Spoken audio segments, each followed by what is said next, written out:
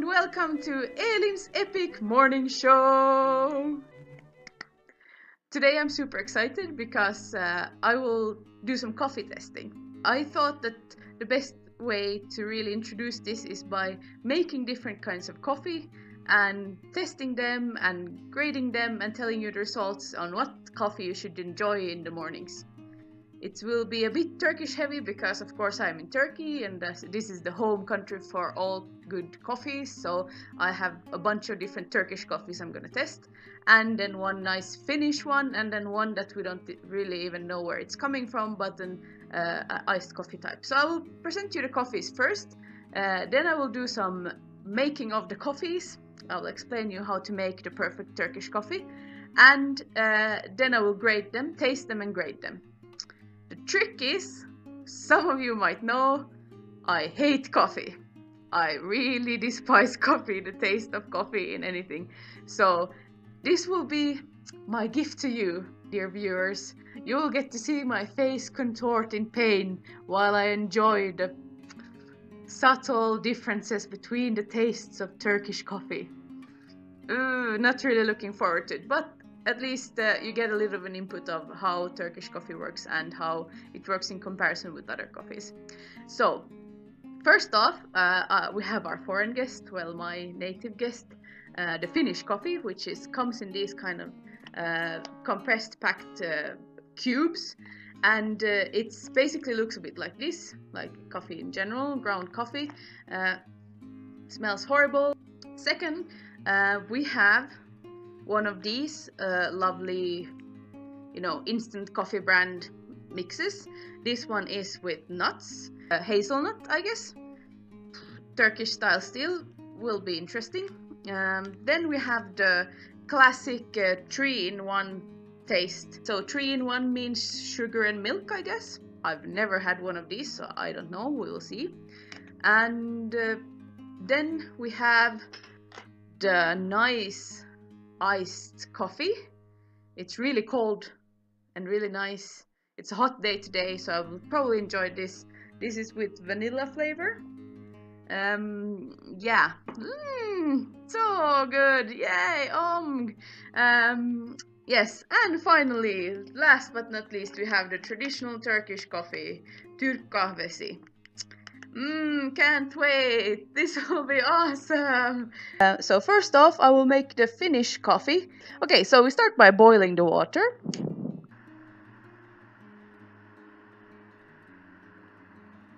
Let's go for 2 big spoons.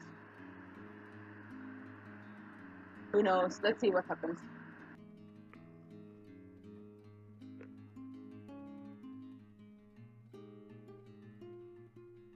Then we put the top back on. So now we will do the Turkish instant coffee tasting of nuts. Start by putting the water to boil. So as you can magically see, 2 cups have appeared here in front of us. The first one will go with the nutty flavor. The second will go with the less nutty flavor. It was a lot of stuff. I think this was maybe for a whole big cup instead of one of these small ones. Well, let's see.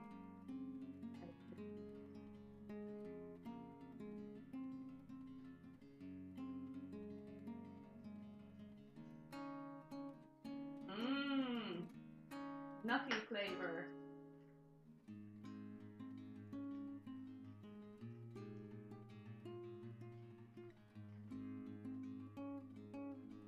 Then we have 2 spoons of magically.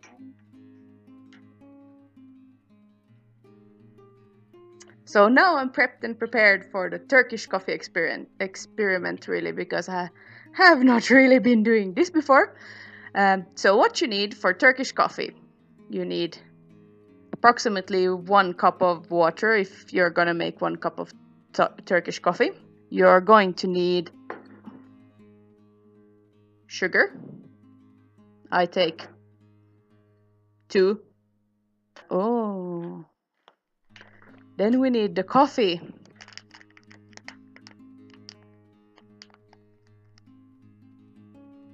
Something like this. Just add water.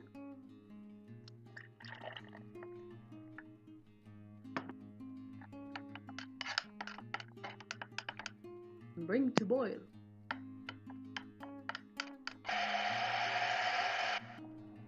It's boiling. Okay.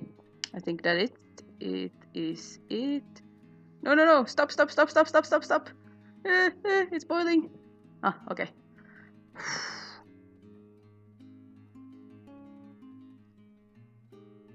So what you do is when you have this machine, you gently press it down so it takes down all the it presses down the floating coffee while it leaves the clear brew on top. If you do it too fast, you're gonna get the grainy coffee, and if you do it too slow, there's no too slow. I think it's supposed to go down slow. Okay, a nice tiny opening right here so you can pour from there instead of pouring it all over yourself.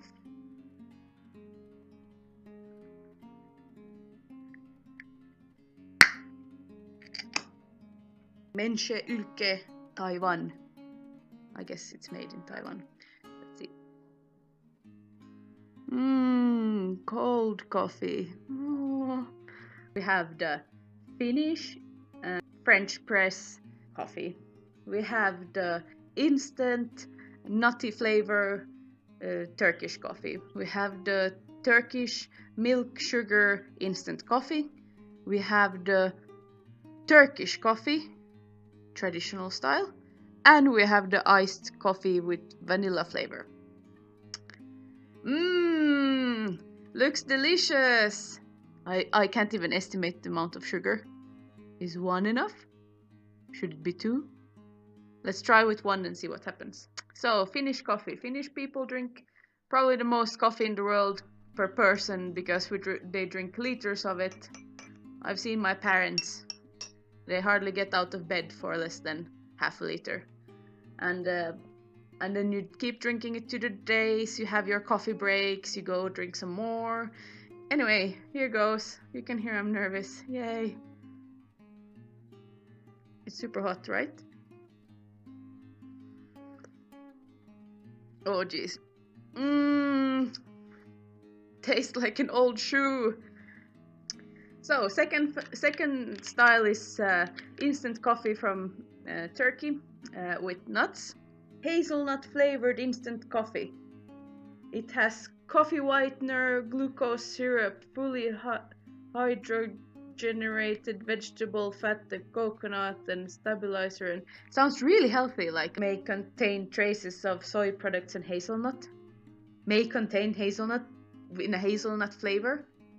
Here's me, fan of hazelnuts and coffee, and actually this smells like those coffee cakes.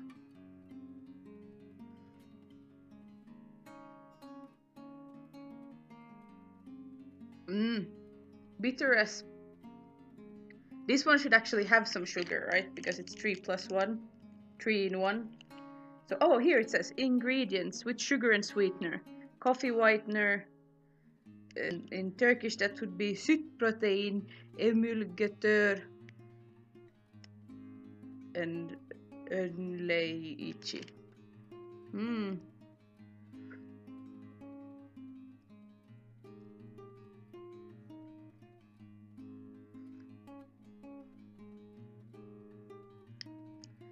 Yeah, it tastes like someone put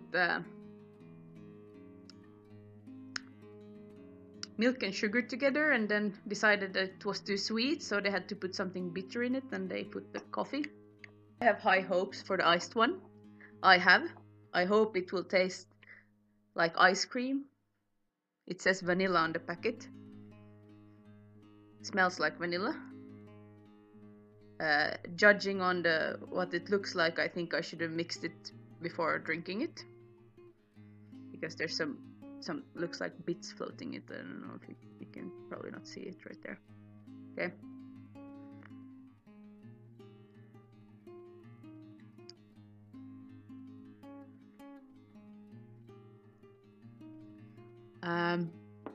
Note to the makers of the iced coffee with vanilla flavor, I think you forgot to put coffee in it.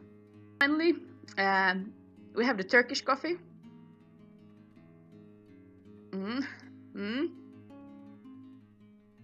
Smells like a good morning coffee here. Yay! Cheers.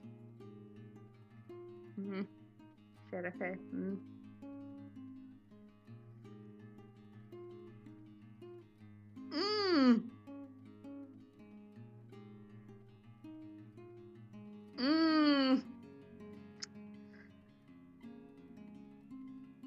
I'll do just one more then. Right. Yeah.